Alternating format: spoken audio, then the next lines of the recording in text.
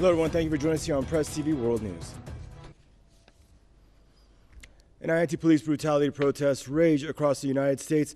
More than 200 people have been arrested during a new night of protests in the wake of the recent police killing of black men in both Minnesota and Louisiana.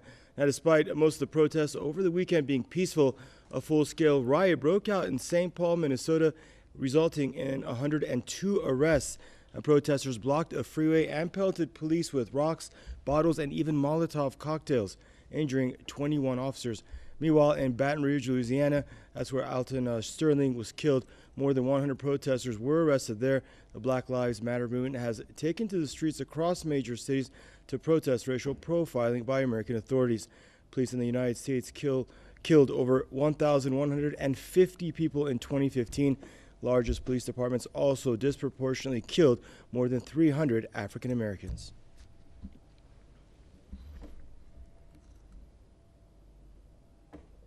Now, for more of the story, we're joined out of Maryland by Mr. Matthew Fogg, retired Chief Deputy U.S. Marshal.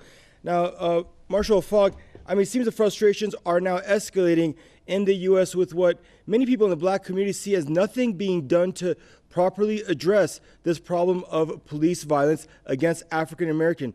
Your take on the escalation of these tensions? Well, I mean, I think that is in fact a true statement. I mean, there hasn't been enough done about the African Americans being disproportionately killed by police.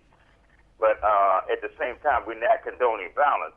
But I always said that I thought this would be a powder keg waiting to blow. So what we have now, when we see the video cameras, of course, we got the technology that's now getting that information out there to the public that normally the public would not be seeing. We know that these two incidents that recently happened in Minnesota, and we know that occurred in Baton Rouge.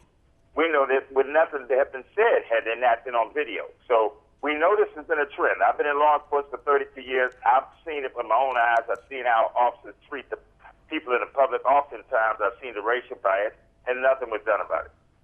And do you see things getting worse as a lot of people feel that the problem is not getting addressed? And as you can see, it seems like it's really with the advent of technology in everybody's hands nowadays, like you said, everybody's able to film it. It gives the impression that it's a new phenomenon when you know it's been going on for hundreds of years in the States. Absolutely. It's been going on for a while. I'm the class agent right now in a class action against the U.S. Marshal Service that's been going on since 1994. And I've often said, if I've got to be concerned with a bigot with a badge working next to me, somebody that's got racial animus towards blacks, imagine what that same officer is going to do when he gets on the street. So right now what we're seeing is this atmosphere. Certainly those officers that died down there in Texas, this maniac, this guy that did what he did was wrong.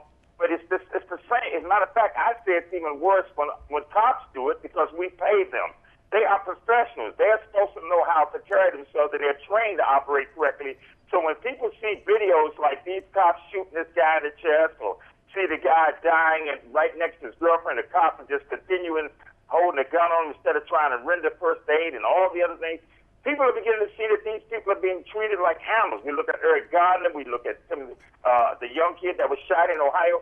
We just see over and over these incidents that where professionals should know better.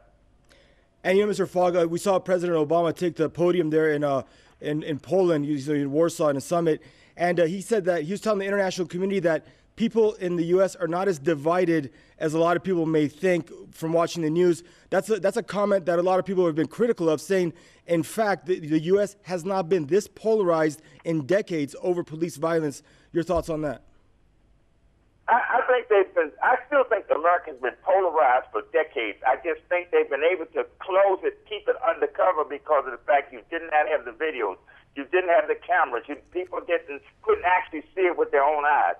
The game changer is the video. It's now showing it, just like we saw that cop in South Carolina shoot the guy in the back running away. I mean, we got these videos now. The game changer is there, and I don't think really America can fix this issue unless they address it now for what it really is, to say, as the president did come out, he said there appears to be a racial divide. There appears to be some form of, overreaction by police when it comes down to people of color.